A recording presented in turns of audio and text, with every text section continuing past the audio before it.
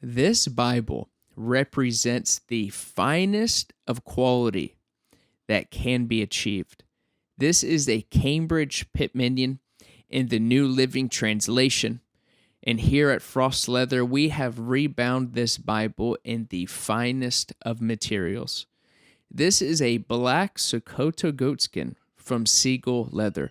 Now, according to Steve Siegel, because I am no leather expert, his Sokoto Goatskin is night and day in quality when compared to R.L. Allan Highland Goatskin.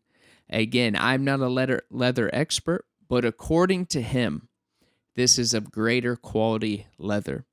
And we have lined a navy calfskin liner that I had custom made specifically for my Bible rebinding needs, because I have not found in almost a decade of rebinding Bibles a quality source for liners. And we also have here 3 long red ribbons.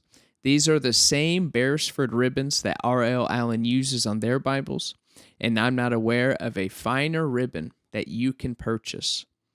And this Bible is printed by Royal Jongbloed in the Netherlands, and they are known for having the highest quality printing and paper that can be produced for a Bible.